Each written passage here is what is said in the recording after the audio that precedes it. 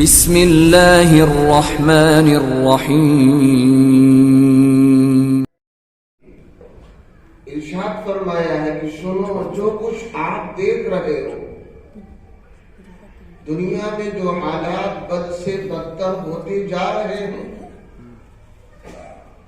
طرح طرح کے حکمراں آپ پر مسلط ہیں، آپ کے خلاف اسکیم بنا رہے ہیں، قوانین نافذ کر رہے ہیں، ان سب کے اندر ان حکمران کا اور دیگر لوگوں کا قصور کم ہے، زیادہ قصور ہمارا آپ کا ہے۔ اگر ہم چاہتے ہیں کہ اللہ تعالی ہمارے اوپر رحمت کا، کرم کا، فضل کا دروازہ کھول دے، ہمیں اللہ تعالی اپنی رحمت کی بارش عطا کر دے، تو خود حدیث پاک میں اللہ کے نبی علیہ السلام نے فرمایا، ثلاث من کن فی نشر اللہ علیہ کنفا۔ جس آدمی کے اندر تین باتیں پیدا ہو جائیں تو اللہ تعالیٰ اس کے اوپر رحمت کی بارش برسا دیتے ہیں۔ وَأَدْخَلَهُ الْجَنَّةَ، اللہ اس کو جنت کا داخلہ آسان فرما دیتے ہیں۔ صحابہ کرام نے پوچھا، اے اللہ کے نبی، وہ کیا عمل ہے جس سے اللہ کی رحمت کی بارش ہونے لگے اور اللہ تعالیٰ جنت میں اطمینان سے، سکون سے داخل کر دے؟ اللہ کے نبی علیہ السلام نے فرمایا، رفق بالضعیف۔ پہلا عمل یہ ہے، کمزوروں کے ساتھ نرمی کا معاملہ کرو۔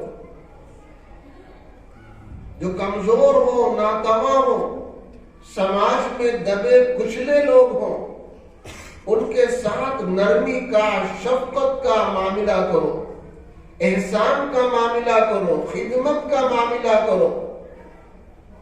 آج دوستو معاملہ بالکل الٹا ہو چکا۔ جو مالدار ہے مالدار ہوتا چلا جا رہا، جو غریب ہے غریب بنتا چلا جا رہا، اسی کی لوگ دوبارہ دری کرتے ہیں، دربار گیری اسی کی کرتے ہیں جس کے اندر کچھ پونجی ہو، مال ہو، عہدہ ہو، کسی اعتبار سے عام لوگوں سے ممتاز ہو، صاحب اسی کے پاس آنا جانا، خیر خیریت، حال چال، بیماری، آداری، پریشانی، غم، دکھ سب اسی کے ساتھ ہے۔ اور جو سماج میں دبے ہیں، کچلے ہیں، ہر اعتبار سے کمزور ہیں، مالی اعتبار سے بھی، سماجی اعتبار سے بھی، صاحب ان کا کوئی پرسان حال نہیں۔ اللہ کے نبی علیہ السلام ارشاد فرماتے ہیں، رفق بالضعیف، کمزوروں کے ساتھ شفقت کا معاملہ کرو۔ زیادہ دبے ہیں، کچلے ہیں، ہر اعتبار سے پسماندہ ہیں، ان کے ساتھ شفقت کا، رحم کا، کرم کا، انعام کا، خدمت کا معاملہ کرو۔ اللہ کی رحمت کی بارش ہوگی، اللہ کی خوشیاں حاصل ہوگی، اللہ کی طرف سے حفظ و امان عطا ہو جائے گا۔ رفق بالضعیف، کمزوروں کے ساتھ نرمی کا معاملہ کرو۔ والشفقۃ علی الوالدین، آج جو معاشرے میں بڑی تیزی کے ساتھ جو چیزیں پھیل رہی ہیں، اس میں ایک مہلک چیز ہے ماں باپ کی نافرمانی۔ گھر گھر کے اندر دوستو اگر اس کا سروے کیا جائے، اس کا محاسبہ کیا جائے، جانچ اور پڑتال کیا جائے، تو آدھے سے زیادہ، 50% سے زیادہ ایسے بچے ملیں گے جو اپنے ماں باپ کی نافرمانی کر رہے ہیں۔ جس سماج میں، جس معاشرے میں یہ اتنی مہلک بیماری چل رہی ہو، ماں باپ کو کھلے عام ستایا جا رہا ہو، ان کی خدمت بالکل نہ کی جا رہی ہو، ان کو ظلم اور ان کے اوپر ستم ڈھایا جا رہا ہو، تو صاحب اس ماحول اور معاشرے پر اور اس سماج پر اللہ کی رحمت کیسے آئے؟ آپ اپنے ماتحتوں کو ستائیں گے، تنگ کریں گے، پریشان کریں گے، تو آپ جس کے ماتحت میں ہیں، آپ کا جو والی ہے، جو ذمہ دار ہے، جو آپ کا خدا ہے، رب ہے، وہ صاحب آپ کو آزاد چھوڑے گا، وہ خوشحال زندگی عطا کرے گا۔ آپ اپنے اپنے ماتحتوں کو دبا رہے ہیں، کسی طرح ابھرنے نہ پائے، کسی طرح بڑھنے نہ پائے، کسی طرح ترقی نہ کرنے پائے، اس کو اور دباؤ اور کمزور کرو، ہر اعتبار سے آپ نے اس کے اوپر ظلم ستم کا پہاڑ ڈال رکھا ہے، تو وہ اللہ آپ کے اوپر کیسے مہربانی کرے گا؟ اس کی مہربانی تو اس طرح ہے، اس کے ساتھ ہے جب ہم بھی مہربانی کرنے والے بن جائیں۔ واللہ فی عون العبد ما کان العبد فی عون اخیہ، خدا کی قسم جب بندہ اپنے بھائیوں میں، اپنے سماج میں، معاشرے میں دنیا والوں پر رحم کا، کرم کا، عفو کا معاملہ کرتا ہے تو آسمان والا اس کے اوپر رحم فرماتا ہے۔ ارحموا من فی الارض یرحمکم من فی السماء، زمین والوں پر ہمارا رحم ہوگا، زمین والوں پر ہم شفقت کریں گے، ہم پیار محبت کی نگاہ سے دیکھیں گے، ہم اس کو اپنائیت کی نگاہ سے دیکھیں گے، اس کے دکھ میں، سکھ میں، غم میں، خوشی میں ہم شریک ہوں گے تو آسمان والا ہمارے اوپر رحم کرے گا۔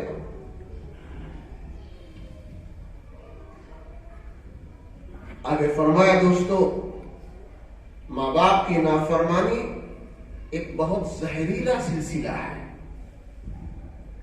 ایک بہت زہریلا سلسلہ ہے۔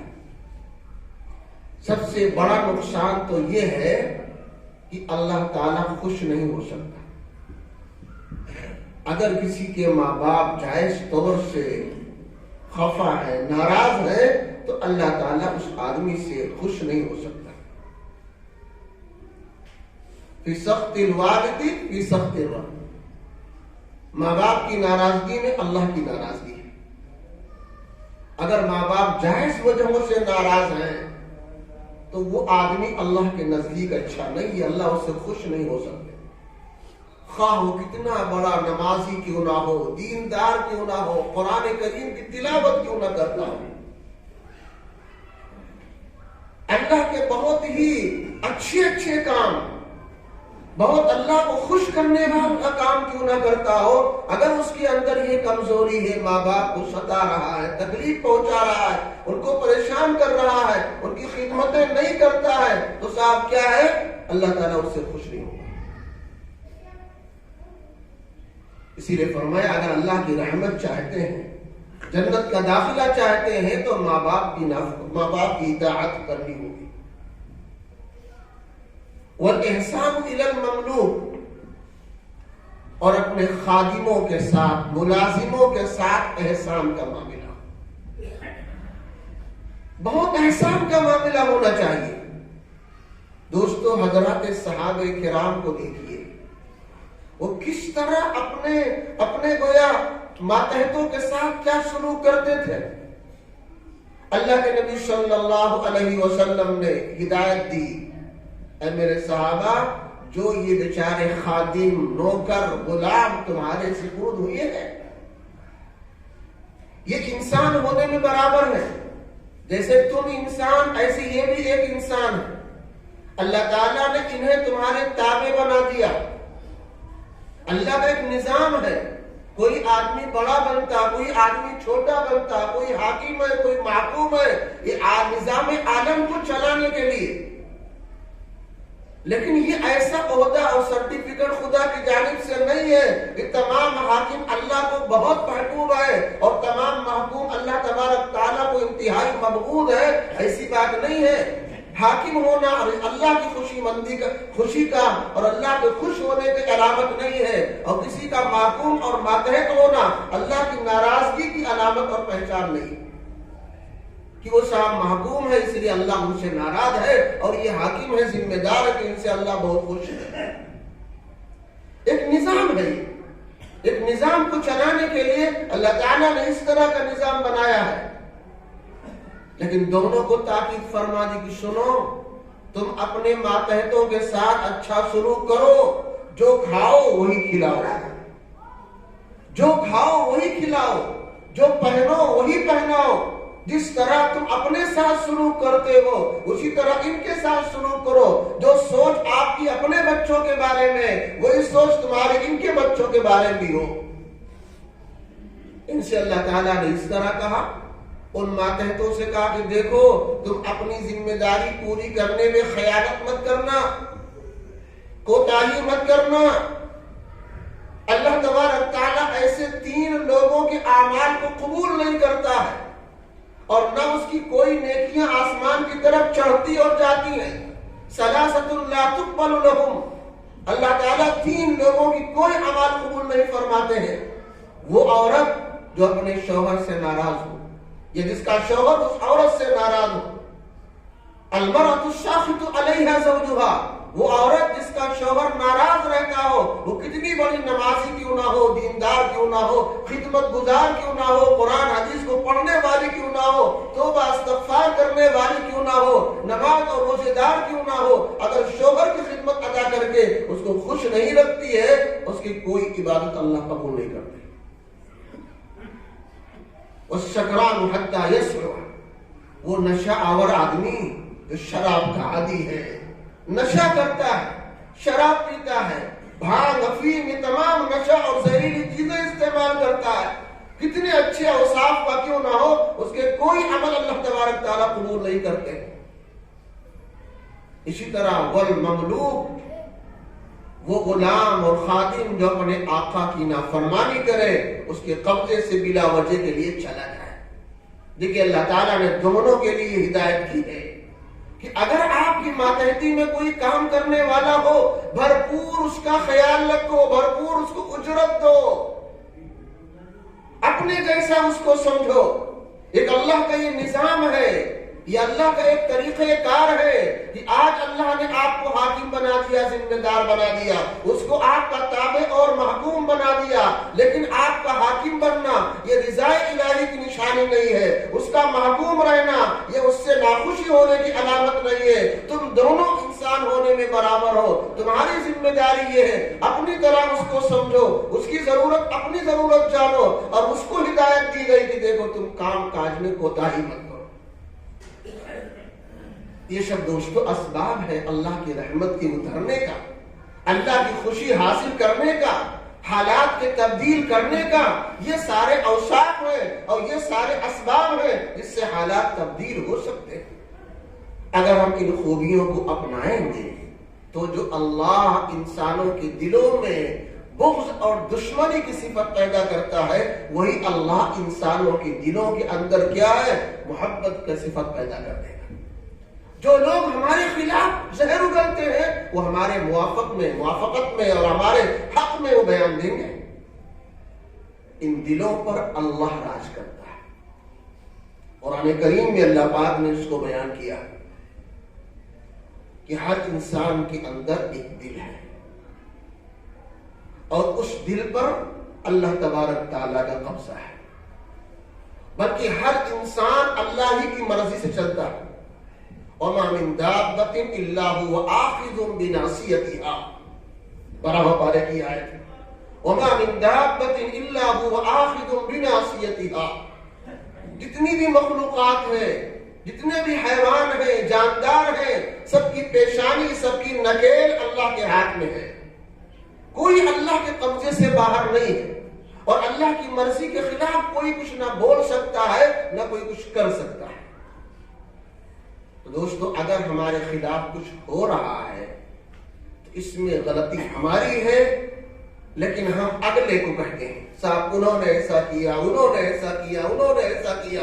دوستو ہم اپنے اعمال کو سدھاریں، اپنے کرتوت کو ہم ٹھیک کریں۔ تو آج اگر جو ہمارے خلاف کہنے والے لوگ ہیں وہی ہمارے موافقت میں، ہمارے حق میں، ہمارے فائدے کے لیے صاحب وہ اسکیمیں سوچیں گے، اور یہ کام اللہ کرائے گا۔ میں نے ایک حدیث آپ کے سامنے پڑھی، ترمذی شریف کی حدیث ہے۔ اللہ کے نبی علیہ السلام نے خود ارشاد فرمایا، صاحب ہماری امت میں کچھ برائیاں اس طرح کی ہیں کہ اگر ہماری امت میں ہونے لگیں گی، حل بها البلاء، چاروں طرف سے مصیبتیں آئیں گی، چاروں طرف سے مصیبتیں آئیں گی۔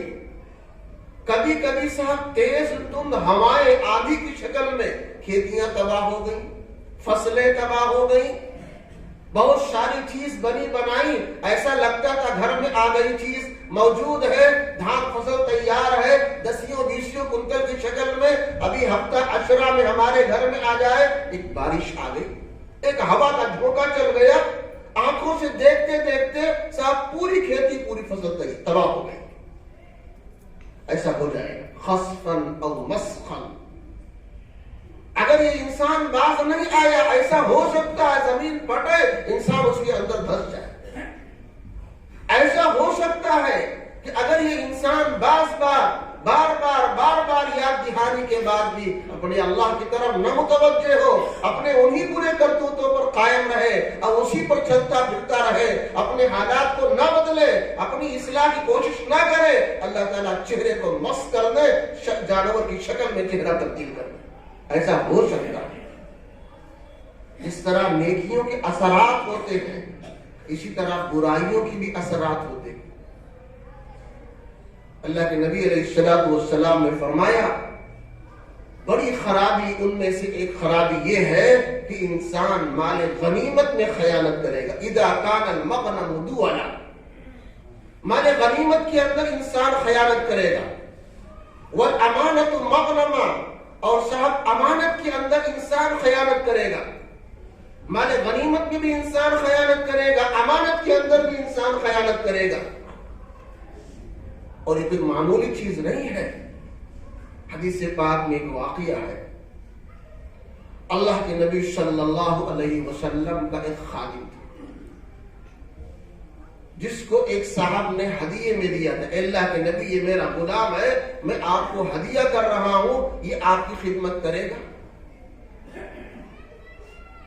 ایک جنگ سے اللہ کے نبی علیہ السلام واپس تشریف لا رہے تھے،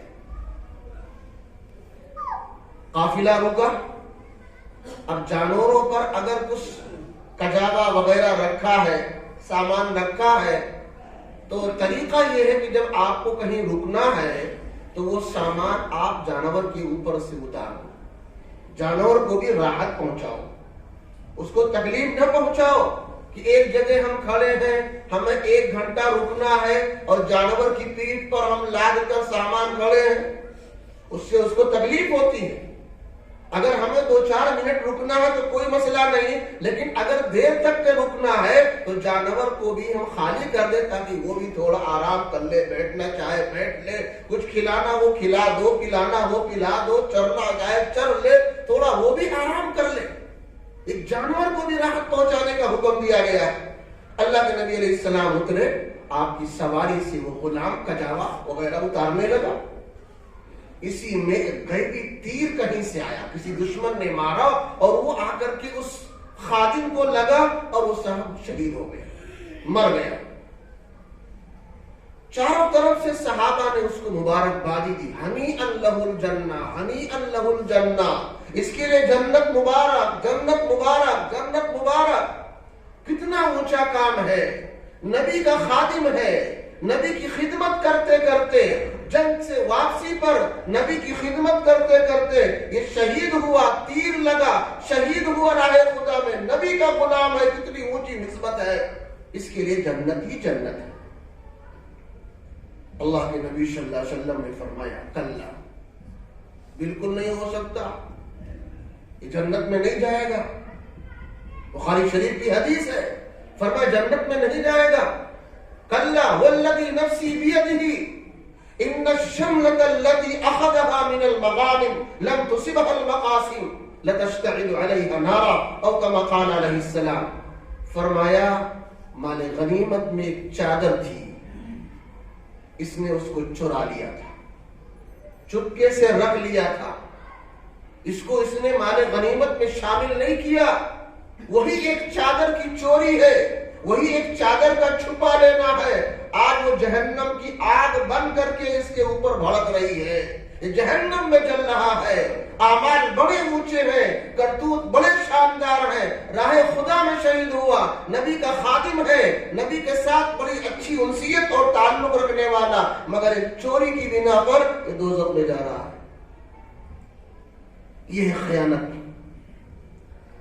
یہ جو آپ نے واقعہ سنا، صحابہ جس کے پاس کوئی معمولی چیز بھی، کوئی چپل، کوئی تسمہ، کوئی فیتا، کوئی کچھ لا کر کے صاحب اللہ کے نبی کے پاس رکھ دیا، اللہ کے نبی اس کو ہم معمولی سمجھتے تھے، اس کی کوئی اہمیت نہیں تھی ہماری نظروں میں کہ اس کے اوپر بھی باز پرس ہوگی، اس کے بارے میں سوال جواب ہوگا، وہ معمولی چھوٹی چیزیں لا کر کے اللہ کے نبی کی خدمت میں رکھ دیا، اللہ کے نبی یہ لے لیجیے بھی مال غنیمت میں سے۔ دوستو آج ہمارے ماحول معاشرے بڑی چیزیں لوگ ہڑپ رہے ہیں، بھائی کا حصہ ہڑپ لیا، بیوی کو مہر نہیں دیا، شوہر کا انتقال ہوا، بعض گھروں سے عورتوں کی یوں ہی بھگا دیا، جاؤ بھائی کا انتقال، تمہارا کوئی حق حصہ نہیں رہ گیا، لڑکیوں کو بالکل میراث میں حصہ نہیں دیا جا رہا ہے۔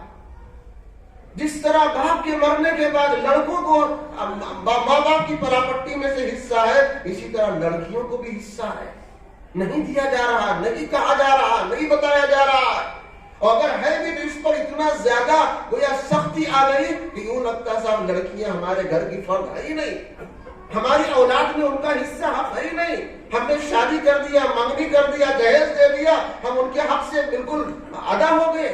ایسا دوستو بالکل نہیں، دوسرے کا مال ہے، دوسرے کا حق ہے۔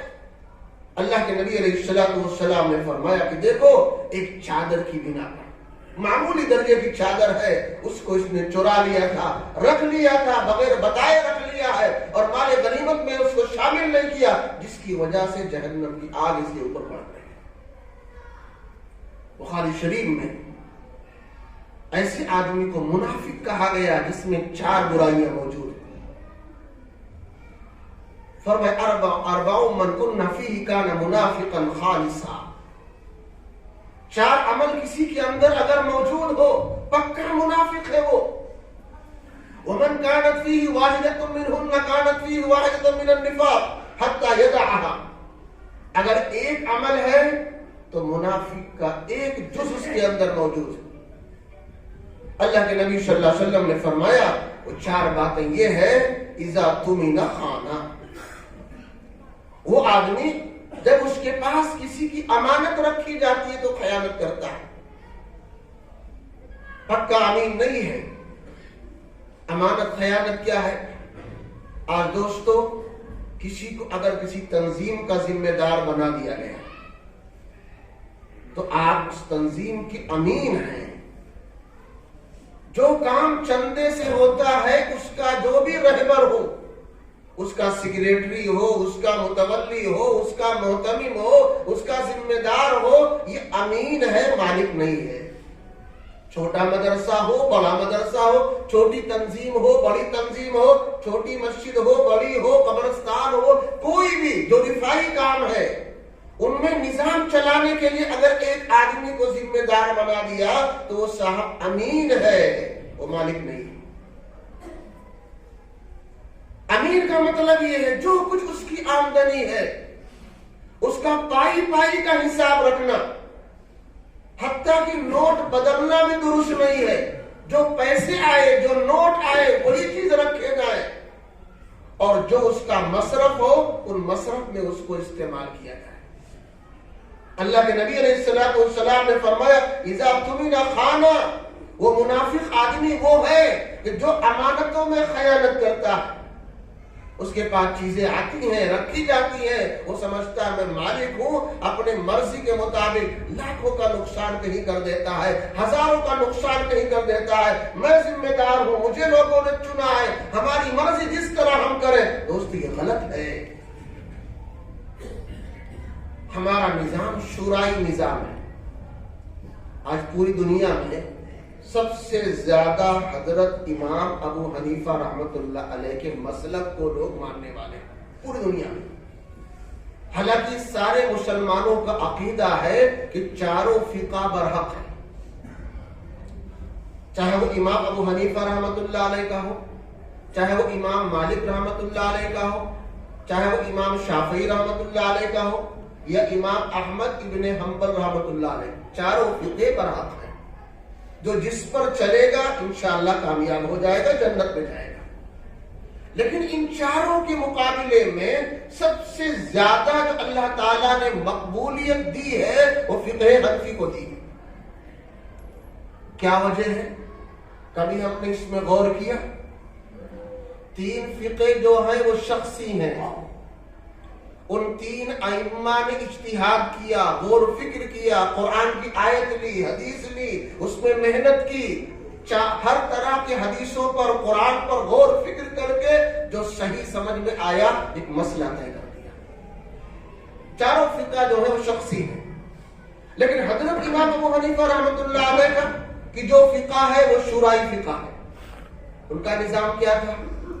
40 لوگوں کی ایک کمیٹی تھی، بڑے بڑے مفتیان، بڑے بڑے علماء کی ایک کمیٹی تھی، ایک ایک مسئلے پر بحث کرتے تھے، ایک ایک مسئلے پر غور خوض کرتے تھے، ہر آدمی اس کے اندر صاحب غور کرتا تھا، غور و فکر کرنے کے بعد جب ایک بات طے ہوتی، اس کے بعد ایک اور کمیٹی تھی 10 افراد پر مشتمل، جس میں حضرت امام ابو یوسف، امام محمد اور اس چوٹی کے علماء موجود تھے۔ اس 40 کے بعد ایک چیز طے ہونے کے بعد 10 لوگ پھر اس کو طے کریں، اب جو صاحب لکھا جاتا طے ہوتا تھا وہ لکھا جاتا۔ اتنا زیادہ غور فکر کر کے، محنت کر کے تب ایک بات کو تیار کی گئی ہے۔ تو اسی لیے امام ابو حنیفہ رحمۃ اللہ علیہ کے فقہ کو شورائی فقہ کہا جاتا ہے۔ ایک آدمی کی فقہ نہیں ہے، بلکہ اس کے بڑے بڑے علماء مل کر کے انہوں نے ایک بات کو طے کیا قرآن حدیث کی روشنی میں، وہ فقہ فقہن کی۔ اسی لیے اللہ تعالیٰ نے اس کو مقبولیت عامہ دیا ہے، اور وہی ادارے، وہی چیزیں مقبولیت عامہ تک پہنچتی ہے جو شورائی نظام کے ساتھ ہو، جہاں خیانت کا سلسلہ ہے، جہاں رد و بدل ہے، جہاں قطر بیعت ہے، جہاں صاحب معاملے کو چھپایا جاتا ہے، اور جہاں کسی نہ کسی طریقے سے اس کے اندر کمی لائی جاتی ہے، وہ سب چلتا نہیں۔ آج نہیں تو کل، کل نہیں پرسوں، ایک نہ ایک دن صاحب اٹھ گیا اور جہاں کہا ہے اس سے بھی نیچے ہوتا چلا جائے گا۔ تو اسی لیے اللہ کے نبی صلی اللہ علیہ وسلم نے فرمایا منافقت کہی ہے کہ صاحب اگر امانت رکھی جائے تو وہ لوگ خیانت کرتے ہیں۔ اذا حدث کذب، جب گفتگو کرتے ہیں تو جھوٹ بولتے ہیں۔ آج بیماری اتنی عام ہو چکی، کوئی فرد نہیں بچا، کوئی گھر نہیں بچا، اور زندگی کا کوئی شعبہ نہیں بچ رہا ہے جہاں صاحب یہ بیماری ہونا، باپ بیٹے سے، بیٹا باپ سے، آل اولاد اپنے ماں باپ سے، اور بچے اپنے ماں باپ سے، ماں باپ بچوں سے، حاکم محکوم سے، محکوم حاکم سے، گراہک صاحب کیا ہے دکاندار سے، دکاندار گراہک سے، ہر ڈپارٹ میں، ہر شعبے میں اور زندگی کے ہر جگہ میں جھوٹ اتنا عام ہو چکا، ہر کوئی پریشان ہو رہا ہے۔ یہ منافقت کی پہچان ہے، پکے مسلمان کی علامت نہیں ہے، یہ منافق کی پہچان ہے۔ وَإِذَا وَعَدَ أَخْلَفَ، جب وعدہ کرتا ہے تو وعدہ خلافی کرتا ہے، جب وعدہ کرتا ہے تو وعدہ خلافی کرتا ہے۔ اسی لیے آج لوگوں کا وشواس ختم، اعتماد ختم ہو گیا۔ اگر کسی کو 1000-2000 روپے کی ضرورت پڑ جائے تو لاکھوں لوگوں کے پاس ہے پیسے، بینکوں میں سڑ رہا ہے، لوگ گھروں کے اندر تجوریاں بھری ہیں، لیکن صاحب 2، 5، 10 ہزار روپیہ کسی کو دینے کے تیار ہے۔ کیوں؟ دینے کے بعد واپس نہیں ملے گا، دینے کے بعد تعلقات خراب ہو جائیں گے، مہینہ 2 مہینے کی غرض سے لے گا انسان، سالوں میں واپس نہیں کرے گا۔ جب تک دوستوں سچائی تھی، امانت داری تھی، اپنے زبان کا پاس و لحاظ تھا، رات کی اندھیرے میں اور آدھی رات کے بعد بھی انسان زبان کھولتا، 10 لوگ لے کر کھڑے رہتے، صاحب مجھ سے لے لو، مجھ سے لے لو، مجھ سے لے لو۔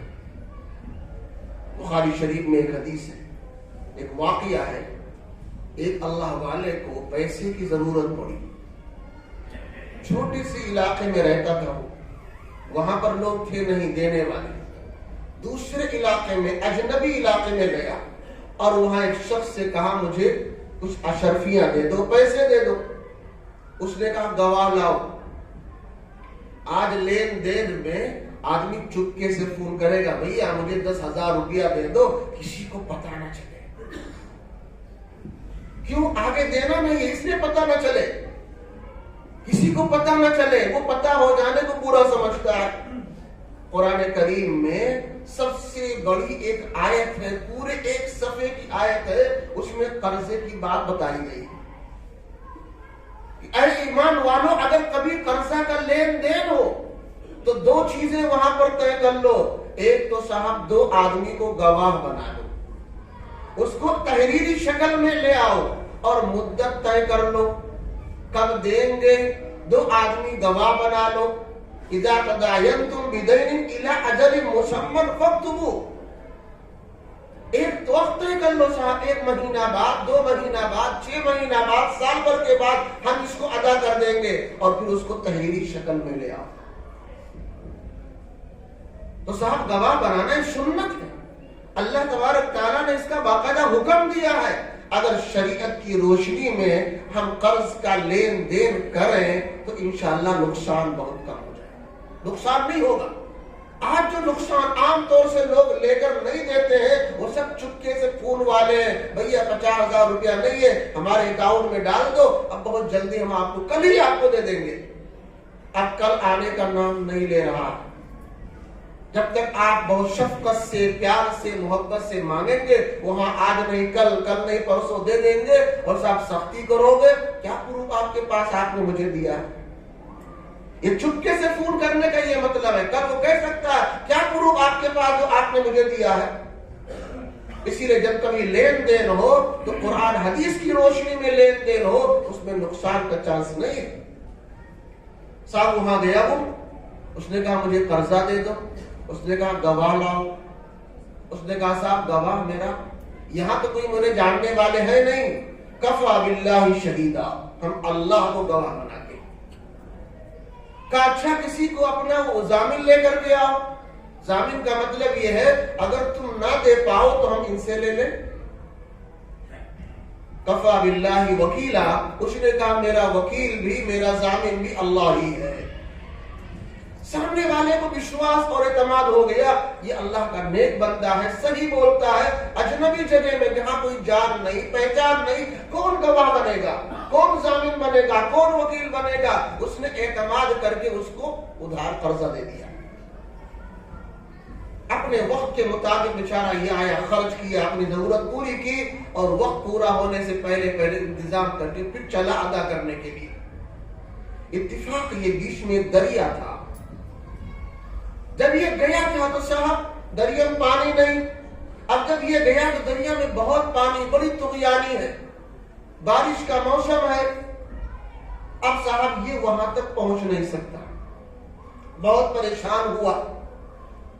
اس نے اپنے دماغ سے سوچ کر ایک لکڑی میں سوراخ کیا، اور صاحب اس میں وہ سب سونے کی سکے بھرے، ایک پرچی پر لکھ دیا، اے میرے بھائی میں تیرا قرضہ چکانے آ رہا تھا، یہ دریا کی طغیانی اور اس کے بہاؤ کی وجہ سے نہ آ سکا، یہ قرضہ تو اپنا لے لے۔ پرچی بھی اس میں لگتی تھا، اوپر سے کوئی چیز سے بند کر دی اور وہ اٹھا کر لکڑی دریا میں ڈال دیا۔ بخاری شریف کی حدیث ہے۔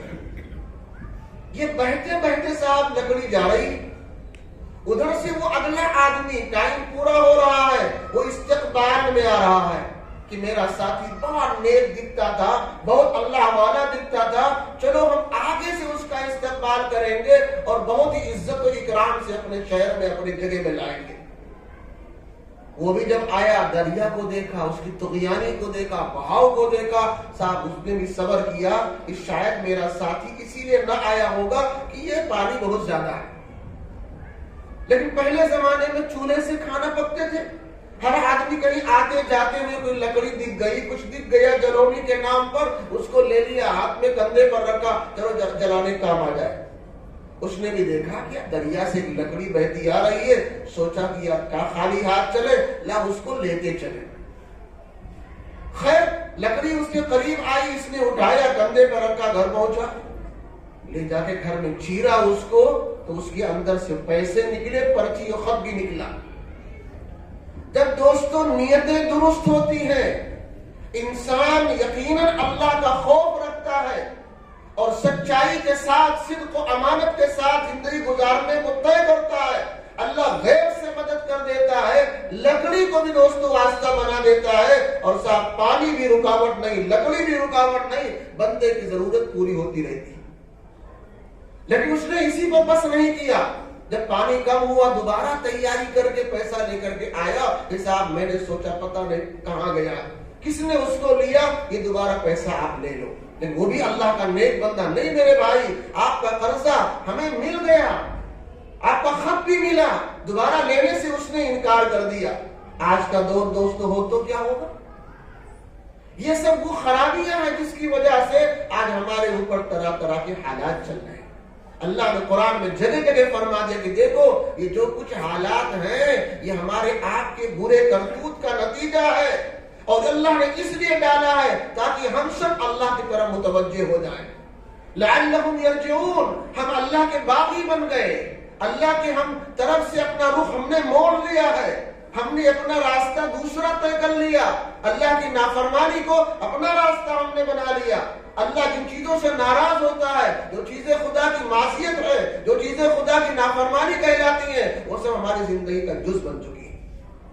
ہمیں ان سے توبہ کر کے، ہمیں ان سے معافی مانگ کر کے اللہ کی طرف متوجہ ہونا ہے۔ اگر ہم خدا کی طرف متوجہ ہو گئے، تمام رکاوٹیں، تمام پریشانیاں، تمام دشواریاں ہماری ختم ہو کر اللہ کی رحمت اترے گی، اللہ کی طرف سے برکتیں نازل ہوں گی، اللہ کی طرف سے حفظ و امان کا پروانہ آ جائے گا۔ تو ایک اور دوستو، ہم انشاءاللہ رب چاہی زندگی گزاریں گے، شریعت و سنت کے مطابق زندگی گزاریں گے۔